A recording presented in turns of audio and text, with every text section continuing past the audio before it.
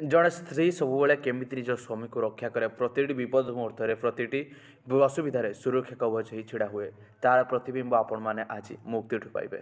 ମୁକ୍ତି ଆଜି ତାକୁ ଥାନାକୁ ନେଇଯାଇଥିଲେ ଆଉ ସେଠାରୁ ସେ କେତେ କଷ୍ଟରେ ମୁକୁଳି ଆସିଛି ଆଉ ତାପରେ ନିଜ ସ୍ୱାମୀକୁ ବଞ୍ଚାଇବା ପାଇଁ ସେ କ'ଣ ସବୁ ରୂପ ଧାରଣ କରୁଛି।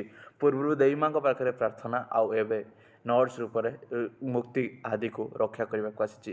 ଆଉ ଯେତେବେଳେ କି ଷଡ଼ଯନ୍ତ୍ରର ଶିକାର ହେଉଛି ଆଦି ଆଉ ଆଦିକୁ ଜୀବନରୁ ମାରିଦେବାକୁ ଚେଷ୍ଟା କରୁଛି ଆଉ ତାପରେ ମୁକ୍ତି ଆସି ଯାହା ସବୁ କରିଛି ଆଉ ତାକୁ ଧରି ଯେମିତି ଭାବରେ ଥାନାରେ ଦେଇଛି ଆଉ ତାପରେ ତାଠୁ ସବୁ ସତ ଯେତେବେଳେ ବାହାର କରିଛି ତାପରେ ଆସିଛି ଅସଲ ଟୁଇଷ୍ଟ। ସବୁକିଛି ଡିଟେଲ୍ସରେ ଆପଣମାନେ ଷ୍ଟେପ୍ ବାଇ ଷ୍ଟେପ୍ ଏ ଭିଡ଼ିଓରୁ ଆଗକୁ ନିଶ୍ଚିତ ଭାବରେ ଜାଣିବାକୁ ପାଇଯିବେ। ଭିଡ଼ିଓକୁ ନିଶ୍ଚିତ ଭାବରେ ଶେଷ ପର୍ଯ୍ୟନ୍ତ ଦେଖିବେ।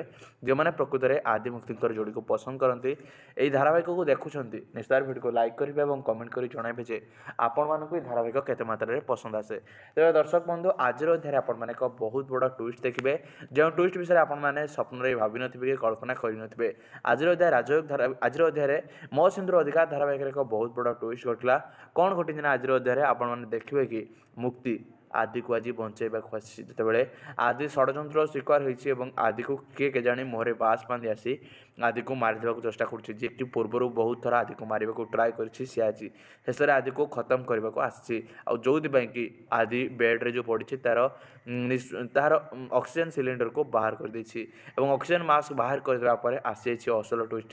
ଆଦି ନିଶ୍ୱାସ ନେବାରେ ଅସୁବିଧା ହେଉଛି ଏବଂ ଆଦିର ହାର୍ଟବିଟ୍ ବଢ଼ିଯାଇଛି। ହେଲେ କ'ଣ ହେବ ସେତିକିବେଳେ ମୁକ୍ତିର ଏଣ୍ଟ୍ରି ହୋଇଛି ଆଉ ମୁକ୍ତି ପଛପଟରୁ ଏଣ୍ଟ୍ରି ମାରି ସବୁ ଦେଖି ନେଇଛି ଆଉ ତାପରେ ମୁକ୍ତି ଆସି ଅଟକେଇ ଦେଇଛି ଆଉ ପଚାରିଛି ତୁମେ କିଏ ଆଉ ଆଦି ସହ ଏମିତି କରିବାକୁ ତୁମେ ସାହସ କଲ କେମିତି?